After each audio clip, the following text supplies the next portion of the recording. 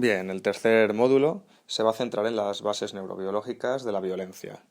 Va a tener una estructura de 5 temas, de los cuales el primero es la conducta agresiva en relación con el sistema nervioso central y el sistema nervioso autónomo.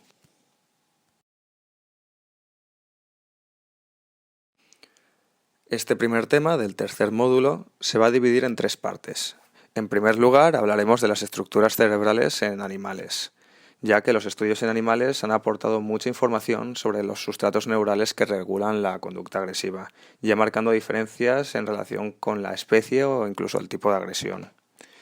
En segundo lugar, hablaremos de la neurología de la violencia humana, centrándonos ya en las características específicas que pueda tener este tipo de conducta de nuestra especie.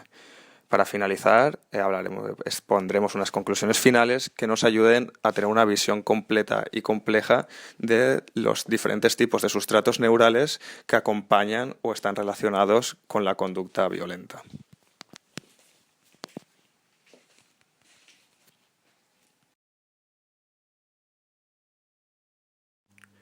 Para comenzar el tema, vamos a exponer de forma breve un marco contextual sobre el estudio psicobiológico de la agresión. Como podéis observar, hacia finales de los años 70 se pensaba que las únicas hormonas que están implicadas en la conducta agresiva eran las hormonas gonadales, en especial de los andrógenos, y a su vez estas producían un incremento de la conducta agresiva. Bien, sin embargo, en la actualidad se acepta una conceptualización mucho más compleja e integradora, que defiende una interacción entre diversos sistemas que pueden llevar a la conducta agresiva. Bien, en la diapositiva podemos ver algunos, como son el ambiente, la genética, las hormonas o las estructuras neurales. Como podéis observar, hay factores tanto internos como externos, siendo que la agresión sería el resultado de la conjunción de ambos.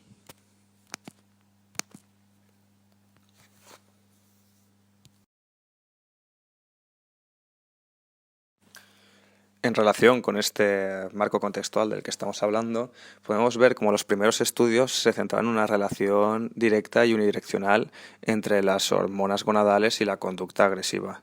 Esto era así, tanto que los primeros estudios experimentales se centraban en cómo la administración de testosterona podría producir efectos sobre la agresión en machos gonadectomizados.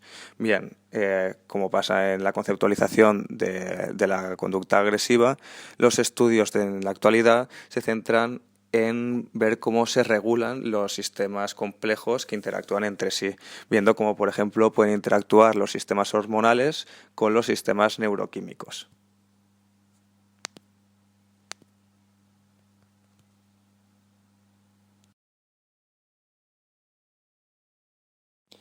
Bien, simplemente matizar que cualquier tipo de información que yo os dé aquí en estas diapositivas tiene como objetivo esquematizar la información principal de esta temática.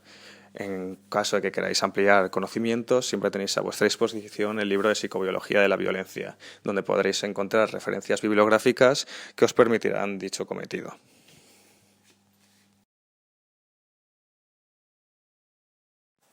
Como hemos dicho antes, y con el fin de poder delimitar el campo de estudio y ofrecer una información lo más actualizada posible, es de gran importancia que hablemos de las principales estructuras cerebrales en relación con la conducta agresiva animal.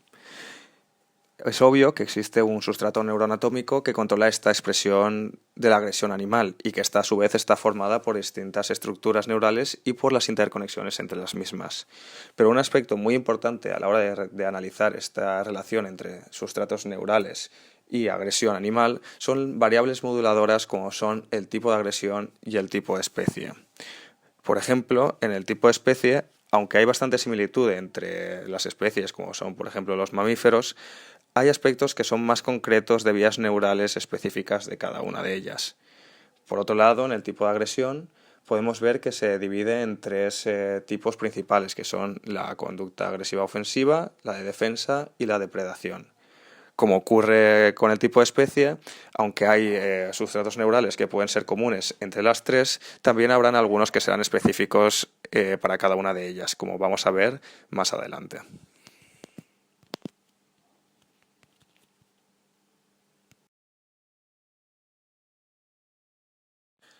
El enfoque inicial sobre la investigación en relación con estructuras cerebrales en la conducta agresiva animal se basaba inicialmente en el valor funcional, en el estudio del valor funcional de núcleos cerebrales concretos. Esto se realizaba mediante el uso de técnicas estereotáxicas que permitían la realización de lesiones y estimulaciones eléctricas. Sin embargo, estas técnicas tradicionales fueron duramente criticadas e incluso parcialmente invalidadas, ya que no se podía establecer una relación directa entre la conducta determinada y la función de la zona dañada. Esto es debido a que al lesionarla se podía suprimir o alterar otras zonas adyacentes. En la actualidad, las investigaciones posteriores se han centrado más en técnicas histoquímicas y de degeneración neural. Las técnicas histoquímicas son técnicas que permiten la identificación y la localización de compuestos químicos en las células. Esto se consigue provocando reacciones que dan lugar a productos coloreados que saltan a la vista de los microscopios. Este tipo de técnicas han posibilitado la identificación de circuitos neurales mucho más extensos, pasando de un concepto más localizacionista de la agresión a uno de un sistema más complejo.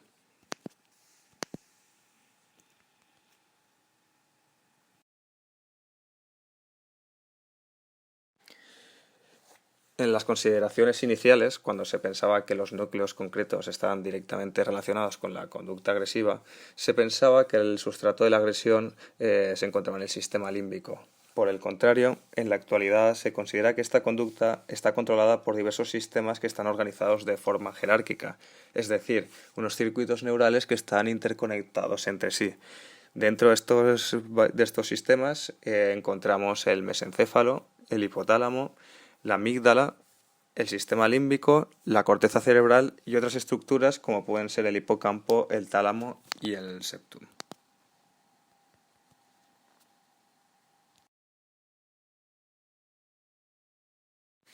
Bien, como hemos visto, en la actualidad se considera que el sustrato de la agresión reside en varios sistemas que están organizados de forma jerárquica. Uno de estos sistemas se trata del mesencéfalo. Los principales resultados sobre la relación entre la conducta agresiva animal y el mesencéfalo provienen de estudios tanto de lesión como de estimulación cerebral eléctrica y química en gatos y roedores. Bueno, estos resultados han puesto de manifiesto que hay tres áreas del mesencéfalo que están relacionadas con la conducta agresiva. Una de ellas es el área tegmental ventral, que parece regular la conducta ofensiva. Por otro lado, se encuentran las neuronas dorsales de la sustancia gris periacueductal, que parecen controlar la conducta defensiva, y las neuronas ventrales de esta misma región, que parecen controlar la conducta predatoria.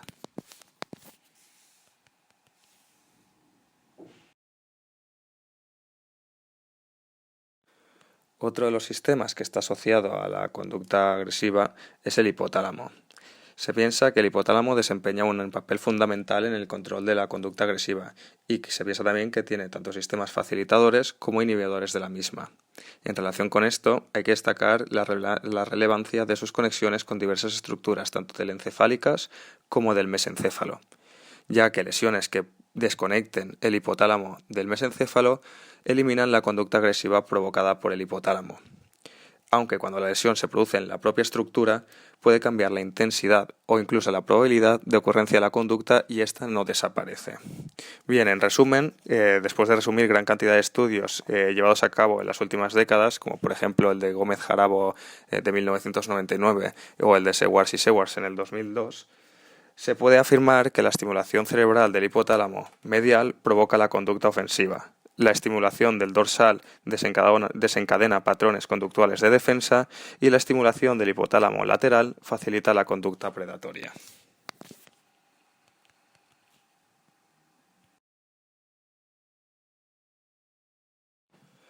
Para Crook y Haller, el hipotálamo es un nodo crucial en el circuito neural de la agresión. Esto es debido a que es el único lugar en el que se puede evocar la agresión de forma consistente en diferentes especies. Como se puede ver, el hipotálamo está en interacción tanto con las proyecciones frontales, que están relacionadas con la cognición y la reflexión, con las proyecciones del cerebro medio, que se relacionan con la sincronización sensoriomotora, y con el feedback endocrino producido por las gónadas y las glándulas adrenales, siendo el control interno la principal función del hipotálamo en relación con la conducta agresiva.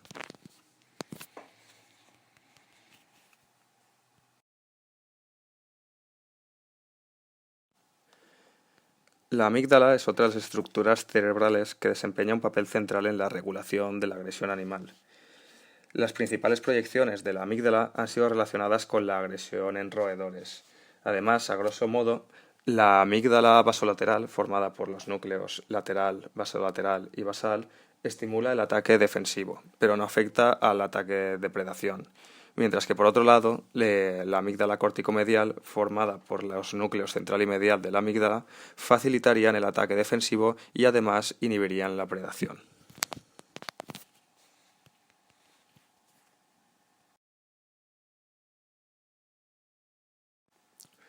Así pues, de esta forma, la proyección de la amígdala córtico-medial tendría un doble efecto inhibitorio, ya que por una parte inhibiría la participación activante del hipotálamo y es activante del septum, una región cerebral, una estructura que desempeña un papel inhibitorio sobre la agresión. Por otra parte, la proyección de la amígdala basolateral llevaría a cabo un doble efecto excitatorio, ya que activa a las estructuras primarias de integración mesencefálica y el hipotálamo.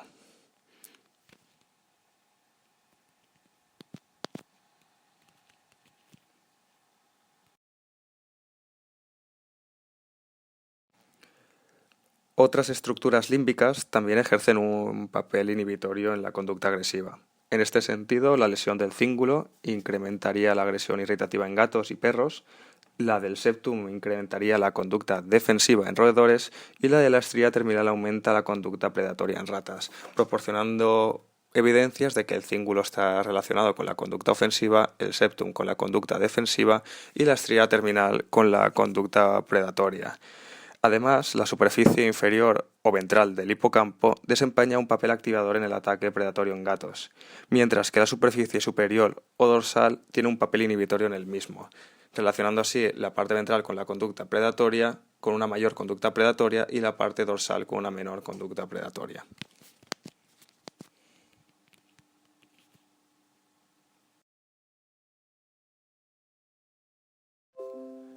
Otras estructuras cerebrales que estarían relacionadas con la conducta agresiva en animales son el tálamo, el bulbo olfatorio y el órgano vomeronasal. En relación con el tálamo y la conducta agresiva, diversos núcleos talámicos pueden ejercer tanto efectos facilitadores por un lado como inhibidores. En relación con esto, la estimulación de los núcleos dorsomedial y paraventricular del tálamo provocarían la agresión, mientras que la lesión del tálamo ventral la inhibiría. En relación con el bulbo olfatorio, la extirpación de este órgano en ratones eliminaría la agresión entre machos, muy posiblemente debido a que esto reduciría notablemente la asimilación de los olores. Asimismo, los estudios con hembras señalan la importancia del órgano vomeronasal para la agresión durante la lactancia.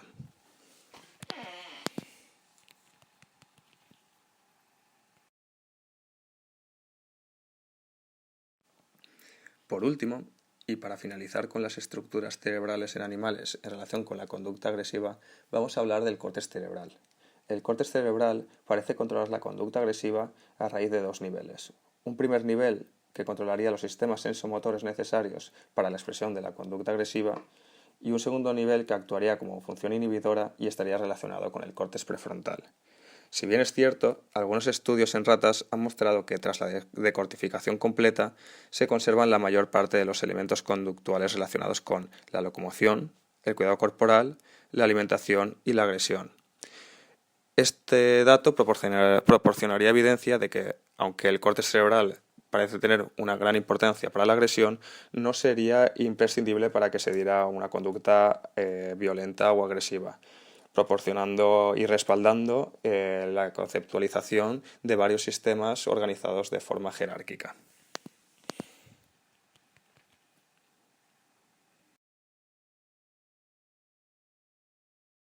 Bien, en esta última diapositiva de los circuitos neurales de la agresión en animales podéis ver un esquema de cómo las diferentes conductas agresivas, ofensiva, defensiva y depredación, estarían relacionadas con los sistemas que se entienden como sustrato de la agresión, que son, a saber, el mesencéfalo, el hipotálamo, la amígdala y otras estructuras.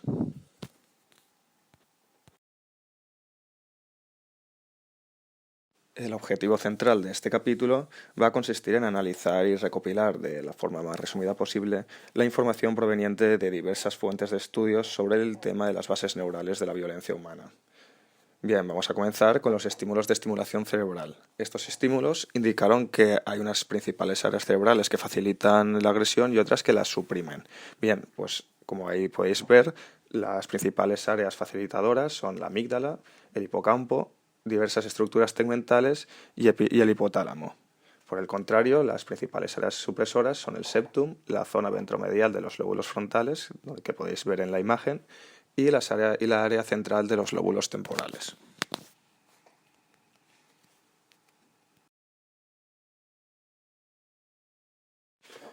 En relación con los estudios de estimulación cerebral, dos de las áreas que más se han visto estudiadas son la amígdala y el hipotálamo. Bien, en relación con la amígdala, su estimulación provocaba sentimientos negativos de miedo, ansiedad, hostilidad y agresividad. Como podéis ver, estos son sentimientos que promueven la conducta agresiva. Bien, estos sentimientos negativos cesaban en el momento en que se interrumpía la estimulación eléctrica, proporcionando una evidencia que, como afirmábamos antes, la amígdala sería una región facilitadora de la conducta agresiva. Bien, en cuanto al hipotálamo, la estimulación se centró en la región posteromedial de esta estructura y su estimulación provocaba una conducta agresiva aguda transitoria. Pero en un estudio que se centró en 2 individuos con retraso mental grave y conducta violenta intratable, se vio que se mejoró los resultados de su conducta agresiva si se estimulaba de forma frecuente y continua esta región cerebral.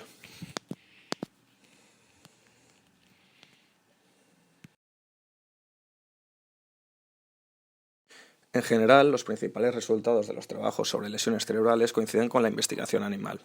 Gran parte de estos hallazgos están basados en la psicocirugía, que utiliza lesiones quirúrgicas localizadas con el objetivo de suprimir, reducir o controlar la conducta violenta. Este tipo de técnicas han sido duramente criticadas por los mismos motivos que en el estudio animal. En primer lugar, porque no podían relacionar la conducta clave, que en este caso es la conducta agresiva, con la lesión en la región específica, y porque tampoco podían asegurar que no hubo ninguna región adyacente sufriese ningún tipo de daño o alteración. En esta diapositiva podéis ver cómo nos vamos a centrar en lesiones estereotáxicas de la amígdala junto con la hipocampectomía, y hablaremos también de la cingulectomía.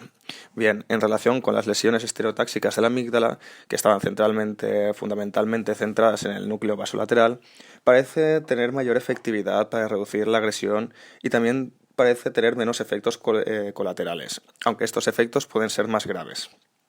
Es la lesión más utilizada para disminuir o inhibir la conducta agresiva excesiva en seres humanos, aunque estos efectos no se han producido en la totalidad de los estudios. Tanto la amigdalectomía como la hipocampectomía disminuyen la agresividad en pacientes epilépticos de gravedad. Por otro lado, la cingulectomía reduce la intensidad y la duración de los ataques de ira, agitación y ansiedad, y también produce un incremento de la docilidad tanto en primates no humanos como en seres humanos.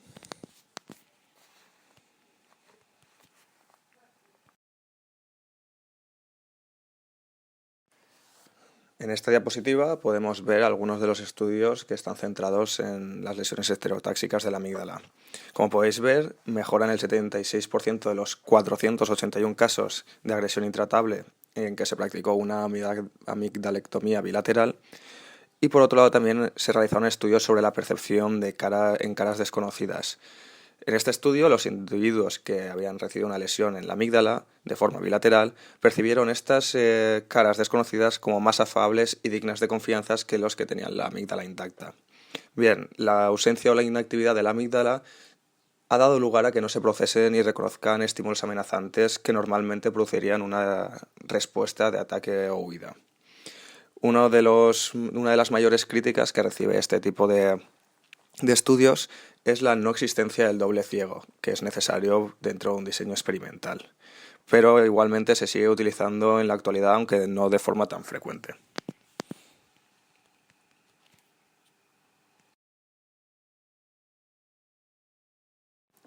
Otros estudios centrados en lesiones cerebrales han focalizado su atención en el hipotálamo y el tálamo. En primer lugar, las lesiones en el hipotálamo han parecido disminuir la agresión en personas con conductas violentas incorregibles, aunque esta intervención puede ser peligrosa y muy poco recomendable por la implicación de esta estructura en la regulación de funciones básicas. En cuanto al tálamo, estudios que se consideran ya clásicos describieron resultados positivos en personas altamente agresivas tras lesionar los núcleos intralaminales y los dorsomediales del tálamo.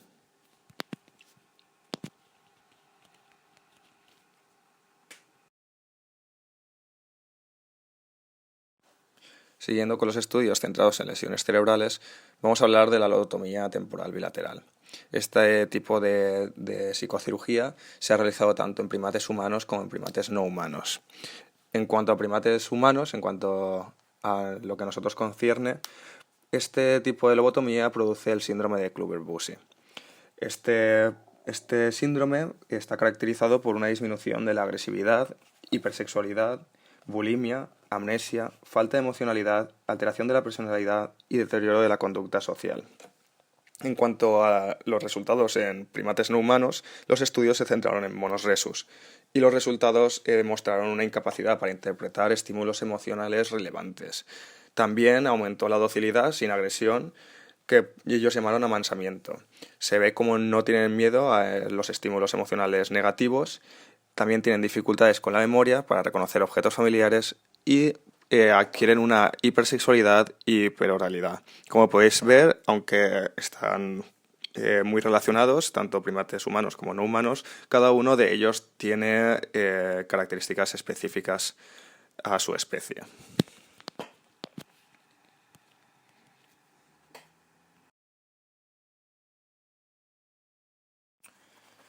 En cuanto a las lesiones cerebrales centradas en el lóbulo frontal, se han visto que lesiones en el córtex orbitofrontal y regiones prefrontales adyacentes han provocado una mayor agresividad y mayor impulsividad.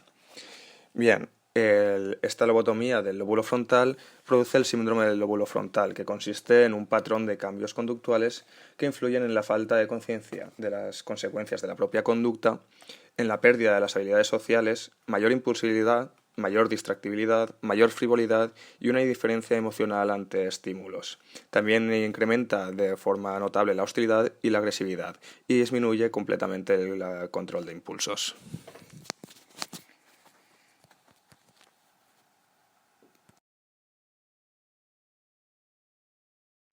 El caso de Phineas Gage está considerado como una de las primeras pruebas científicas que sugerían que una lesión del lóbulo frontal podía alterar aspectos de la personalidad, la emoción y la interacción social.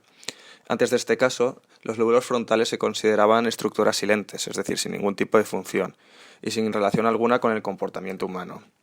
Bien, Phineas Gage fue un obrero de ferrocarriles quien debido a un accidente sufrió daños severos en el cerebro, específicamente en parte del lóbulo frontal. Gage sufrió, como hemos dicho, cambios notorios en su personalidad y temperamento, lo que se consideró prueba de que los lóbulos frontales, en efecto, eran los encargados de procesos relacionados con las emociones, la personalidad y las funciones ejecutivas en general. Bien, tras pasar la fase aguda y de recuperación, Gage se volvió irregular, irreverente e impaciente. Aumentó la irritabilidad y aumentó la falta de control de impulsos y su impulsividad.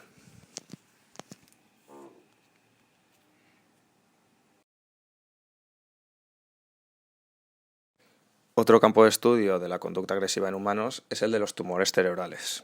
Los datos procedentes del análisis de pacientes con tumores cerebrales han indicado que aquellos que van acompañados de comportamientos agresivos y de incrementos de la irritabilidad y la hostilidad se localizan principalmente en los lóbulos temporal y frontal, en la circunvolución cingular y en el hipotálamo.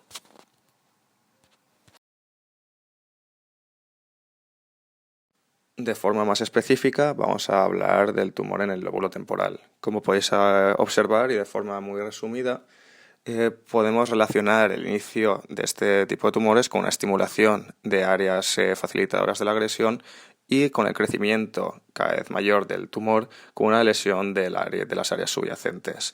Así pues, empezaríamos con pequeños cambios en la personalidad y en la emoción y aumento de la irritabilidad, hasta finalmente llegar a ataques de rabia y ataques homicidas en algunos casos, dándonos a entender que el aumento del tumor en el lóbulo temporal estaría relacionado con una mayor conducta agresiva. Dos de los casos más notorios que ha conseguido relacionar la conducta violenta humana y un tumor en el lóbulo temporal son el caso de Michael y el de Charles Whitman. Bien, aquí realmente os invito a que vosotros investiguéis por vuestra propia cuenta estos dos casos. Simplemente deciros que en el caso de Charles Whitman se produjo un aumento de la conducta agresiva homicida y en el caso de Michael se produjo un aumento de la conducta pedófila.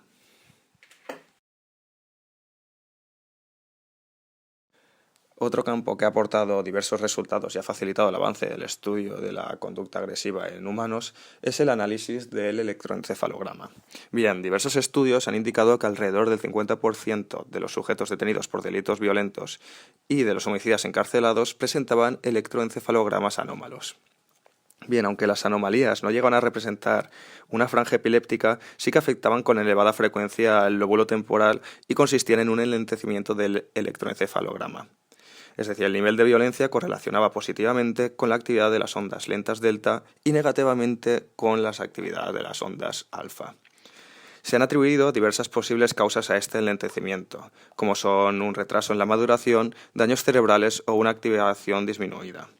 Los patrones irregulares de sueño podrían ser habituales en criminales y afectarían notablemente a las ondas encefalográficas. Aunque esta posibilidad ha sido poco analizada en los estudios sobre agresión, recientemente se ha descrito un mayor número de despertares y un sueño menos eficientes en sujetos antisociales con trastorno de personalidad borderline.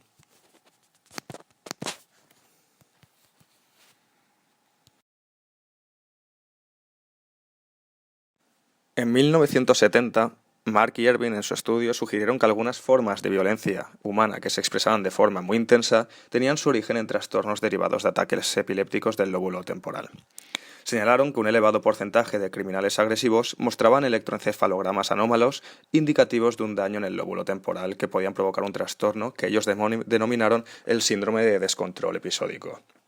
Este síndrome consistía en la presentación de episodios paroxísticos de conducta violenta difusa. Esta estaba dirigida contra personas o objetos del entorno y podría durar desde minutos hasta horas. También aparece de forma impredecible y además van seguidos de fatiga, somnolencia, junto a estados amnésicos. Se sugirió que podía existir una base orgánica que explicara dicho trastorno, ya que en un estudio de exploración neuropsicológica de cerca de 300 sujetos, realizado por Elliot en 1982, se observaron anomalías en la tomografía axial computerizada, como asimetrías de los ventrículos laterales o zonas de atrofia cortical.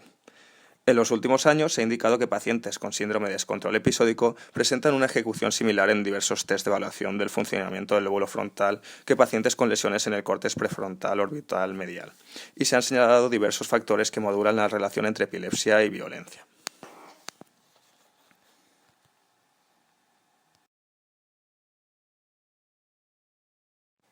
Por otro lado, algunas enfermedades infecciosas también estarían relacionadas con un aumento en la conducta agresiva humana. Por ejemplo, el virus de la rabia podría provocar lesiones en el sistema límbico, fundamentalmente en los lóbulos temporales, generando así comportamientos violentos que se caracterizarían por irritabilidad extrema, incrementos de la conducta agresiva, hipersexualidad y ataques irracionales. Otra enfermedad infecciosa que estaría relacionada con la conducta agresiva sería la encefalitis vírica de Bonnecomo. Esta produciría lesiones en la región anterior del hipotálamo y en la sustancia gris periacueductal. Esta cursa con pobre control de impulsos y explosiones intensas de violencia. Finalmente, la tercera enfermedad infecciosa más importante en relación con la conducta agresiva es la encefalitis letárgica o enfermedad del sueño. Esta es una infección generalizada del cerebro que produce conducta desinhibida, labilidad emocional, reducción del sentido moral, conducta violenta o impulsiva y automutilación.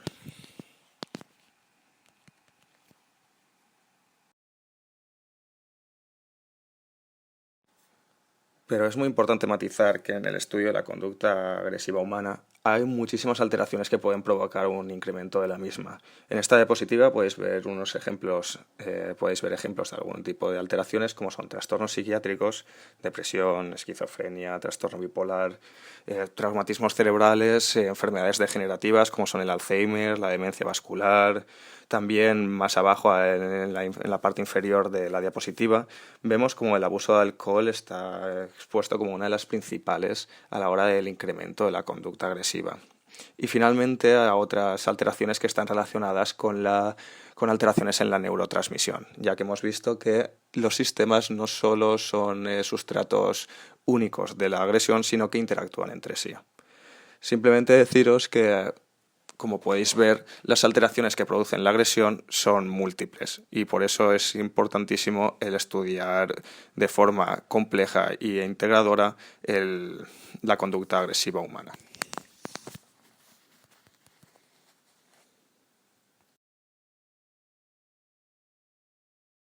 Bien, vamos a dejar un poco de lado los estudios de lesión cerebral, de enfermedades infecciosas, tumores y estimulaciones cerebrales para pasar a las técnicas de neuroimagen, estudios de lateralización en relación con la agresión. Bien, el desarrollo de las técnicas de neuroimagen es un salto cualitativo muy grande en el estudio de la agresión, ya que ha hecho posible obtener información adicional sobre la relación entre el cerebro y la conducta agresiva. Estas técnicas permiten medir directamente las alteraciones funcionales y estructurales que pueden estar relacionadas con la violencia y con la psicopatía.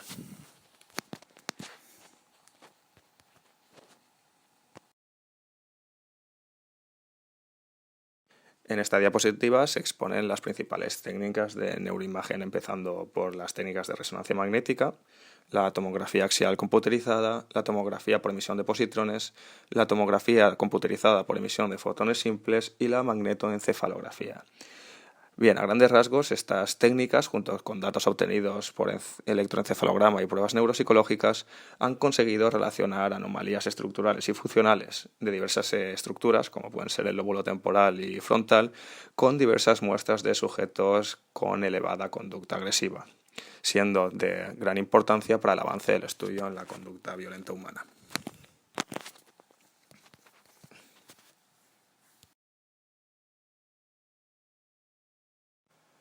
Vamos a comenzar el apartado de técnicas de neuroimagen con la tomografía axial computerizada, también llamada TAC. Como podéis observar, los estudios han centrado desde pedófilos, exhibicionistas, hasta asaltantes, asesinos y personas con síndrome de descontrol episódico. Bien, aproximadamente la mitad de los estudios con TAC no han hallado diferencias en estructuras cerebrales entre los grupos control y los grupos experimentales.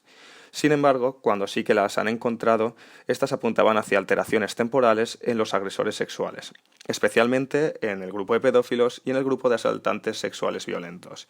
Esto no ocurría en individuos agresivos y asaltantes no sexuales y en asesinos. Otra línea de investigación se centró en pacientes psiquiátricos violentos. Esta línea de investigación puso de manifiesto la existencia de un agrandamiento de la fisura de Silvio, al comparar sujetos violentos con los no violentos. Esto indicaría una alteración de la región frontotemporal en esquizofrénicos violentos.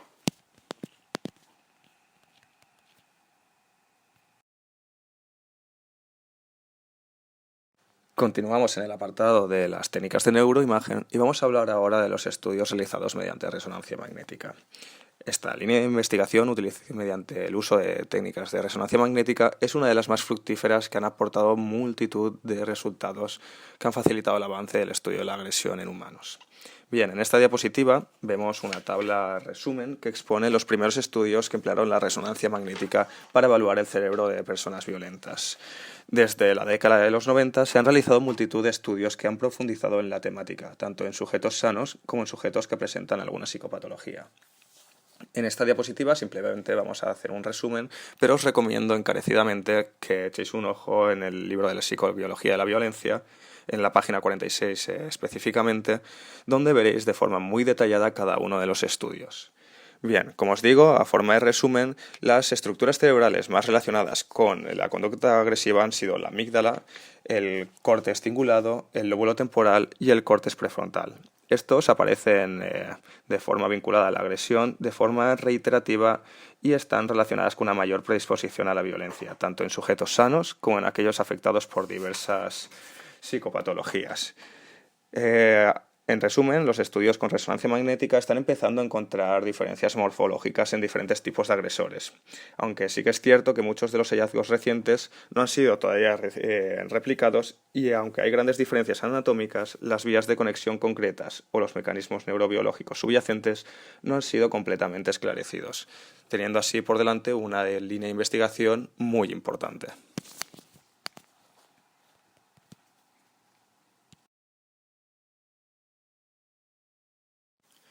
Un estudio de gran importancia que usó la técnica de resonancia magnética nuclear fue el llevado a cabo por Bain y colaboradores en el año 2000. Este es el primer estudio utilizando la resonancia magnética para evaluar los déficits cerebrales en grupos antisociales, concretamente en varones con trastornos de personalidad antisocial que no estaban institucionalizados.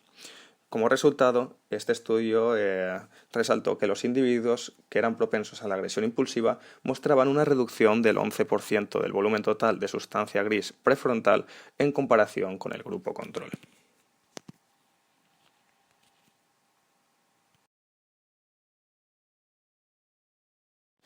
Una de las técnicas que son derivadas de la resonancia magnética es la resonancia magnética funcional.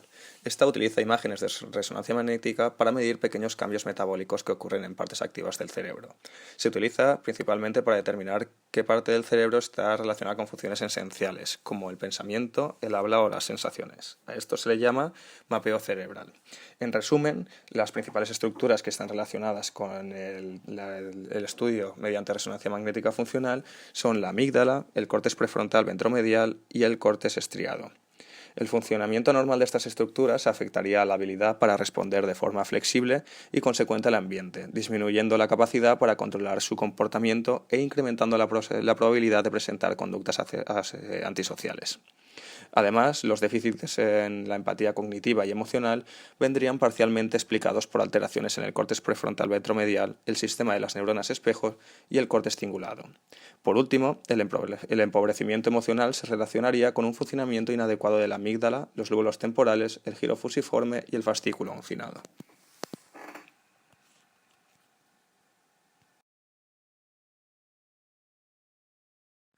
Otra técnica que está vinculada al estudio de la agresión en la especie humana es la tomografía por emisión de positrones. En esta se inyecta la sustancia que se desea investigar unida a un isótopo que emite los positrones.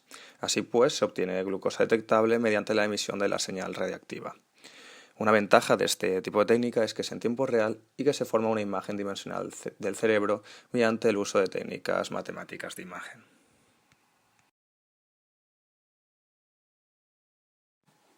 Estudios de gran importancia realizados con la tomografía por emisión de positrones y la tomografía computerizada por emisión de fotones simples son los relacionados con el menor flujo sanguíneo cerebral. Si bien es cierto que los ofensores sexuales no se han encontrado diferencias en su metabolismo de glucosa, sí que se ha encontrado un menor flujo sanguíneo cerebral en pacientes violentos, en pacientes con síndrome de descontrol episódico y en niños con problemas de conducta. En los dos primeros, en los pacientes violentos y en los pacientes con síndrome de descontrol episódico, se ha encontrado un menor flujo sanguíneo cerebral en el lóbulo frontal y en el lóbulo temporal izquierdo. En cuanto a los niños con problemas de conducta, solo se ha encontrado en el lóbulo frontal. Bien, para Lawrence Tancredi, exdirector del Health Law Program de la Universidad de Texas, este tipo de estudios han puesto de manifiesto una menor tasa de metabolismo en el córtex temporal izquierdo en gran número de delincuentes violentos reincidentes y un menor metabolismo en el córtex frontal izquierdo ante sentimientos de poca culpabilidad, arrepentimiento y comprensión de los propios actos.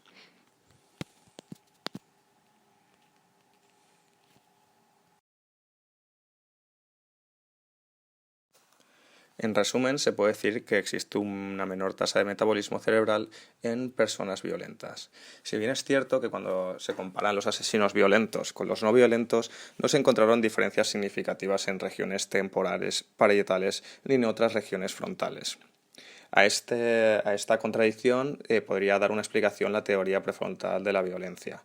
En esta, la alteración prefrontal selectiva en asesinos solo se encontraría en los que muestran agresión impulsiva, siendo así que un menor metabolismo en el córtex prefrontal de asesinos violentos solo se relacionaría cuando se diese la agresión impulsiva, dejando de lado así la agresión instrumental.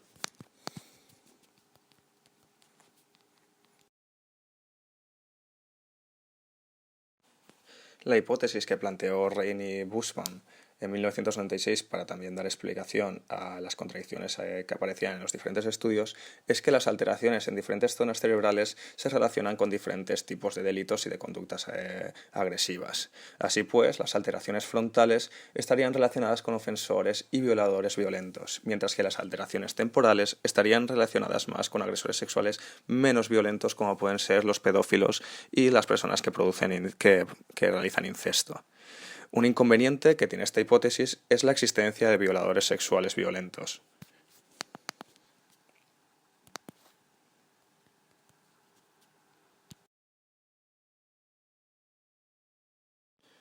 Ante este inconveniente, Rennie y Bushman propusieron la existencia de un continuo en el que las alteraciones frontales y la violencia no sexual están en un polo del mismo. Por ejemplo, una expresión de este polo sería la psicopatía, y las alteraciones temporales y las agresiones sexuales en el otro. Como hemos dicho antes, la alteración y las conductas pedófilas serían un ejemplo de este polo. Bien, así se podrían exponer diferentes tipos de grados de ambas alteraciones, mezclando la conducta sexual y la conducta violenta.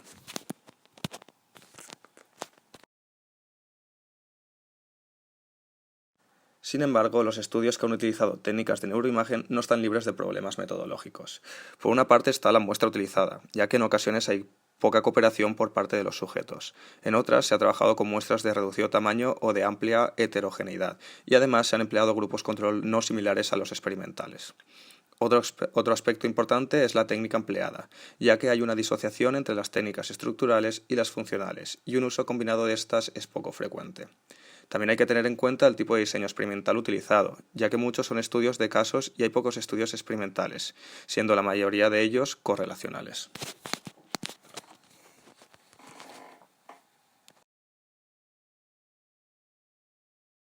Vamos a hablar ahora de la lateralización cerebral y agresión. Para empezar, decir que existe un mayor porcentaje de personas agresivas entre las personas zurdas que entre las personas diestras. Bien, según la teoría tradicional de la lateralización, la violencia está en parte determinada por daños cerebrales en el hemisferio izquierdo, concretamente por una alteración frontal, temporal y límbica, localizada en los cortes temporal y frontal anterior, en la amígdala y en el hipocampo. También se le da mucha importancia al cuerpo calloso en las personas muy violentas. Bien, una teoría más reciente propone que los individuos violentos están menos utilizados para los procesos verbales, ya que se ha observado una disminución del metabolismo de la glucosa en el cuerpo calloso de asesinos. Como podéis ver, hay diferentes tipos de estudios que recalcan la importancia de la lateralización cerebral en la agresión. Estudios como el de escucha dicótica, el del menor metabolismo de glucosa y el de la mayor ratio metabólica subcortical en personas agresivas que en grupos controles.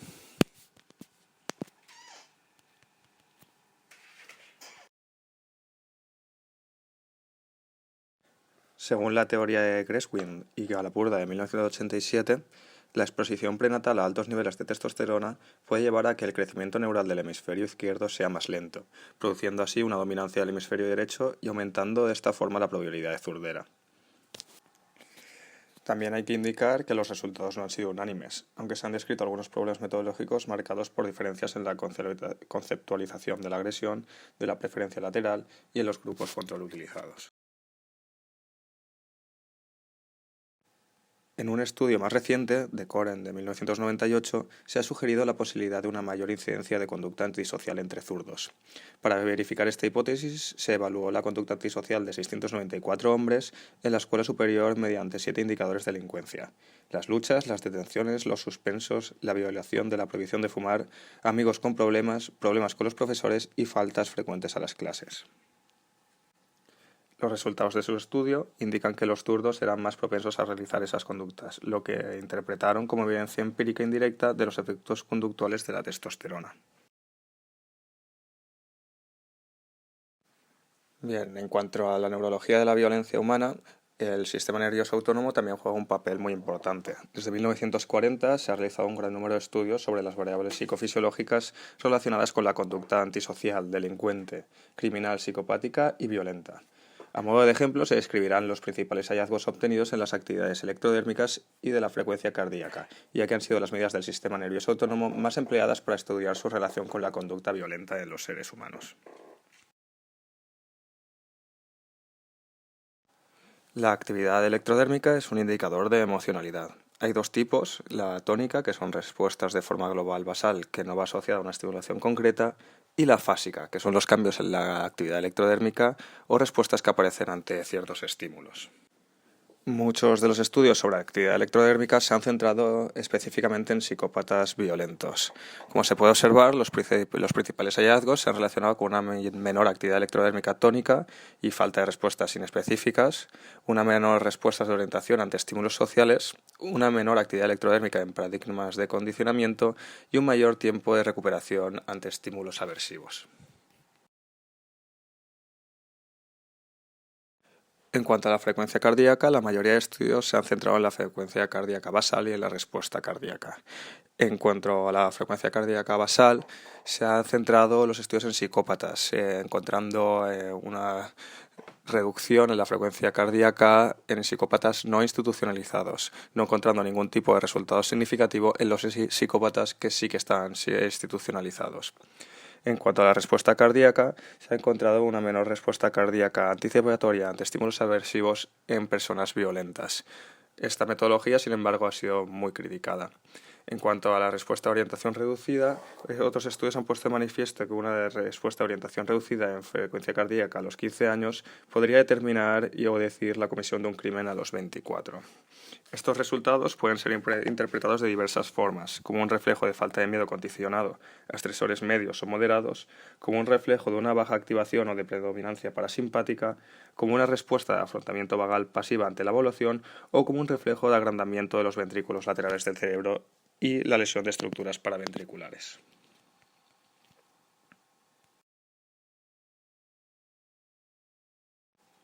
Los resultados obtenidos en actividad electrodérmica y frecuencia cardíaca han sido integrados desde dos conceptualizaciones teóricas. En primer lugar, se ha considerado que los bajos niveles de activación en violentos llevan a la búsqueda de estimulación compensatoria, por lo que se enfrentarían frecuentemente a situaciones de amenaza y habituarían sus respuestas a esa clase de estímulos. A su vez, la baja activación y la falta de respuesta anticipatoria de miedo ante estímulos aversivos podría dar cuenta de la pobre condicionalidad, porque los estímulos incondicionados pueden ser percibidos como menos amenazantes. Otra conceptualización parte de la idea de que la alteración frontal puede subyacer a la respuesta electrodérmica de orientación y a la conducta violenta y criminal. En este sentido, se ha obtenido una correlación positiva entre el número de respuestas de orientación y el área del córtex prefrontal en sujetos no agresivos y entre una respuesta de orientación reducida y una baja actividad frontal en esquizofrénicos.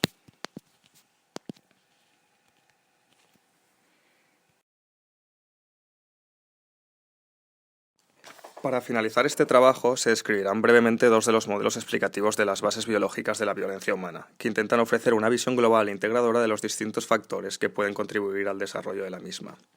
El primero de ellos es el modelo de Rain y Bushbaum de 1996, según el cual existen diferentes vías por las cuales la alteración prefrontal puede contribuir a la violencia.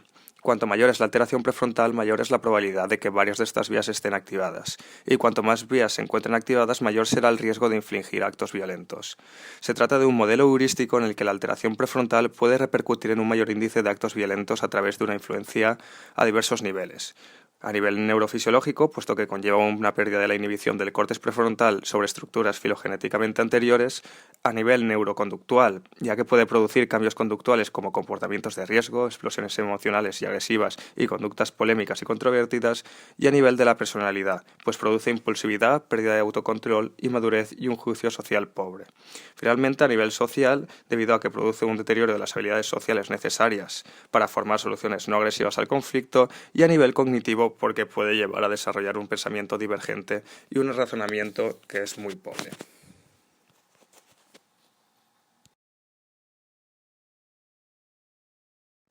El otro modelo explicativo, propuesto por Davidson, Putnam y Larson, propone que el circuito neural compuesto por varias regiones como son el córtex prefrontal, la amígdala, el hipocampo, el hipotálamo, el córtex cingulado anterior y otras estructuras interconectadas está implicado en la regulación de la emoción. Según los autores, las alteraciones funcionales o estructurales en una o más de esas regiones o en las interconexiones entre ellas, junto a las alteraciones de diversos neurotransmisores y neuromoduladores y diversos factores genéticos y hormonales, pueden incrementar la susceptibilidad a la agresión impulsiva y a la violencia, no siendo así en la agresión premeditada o instrumental.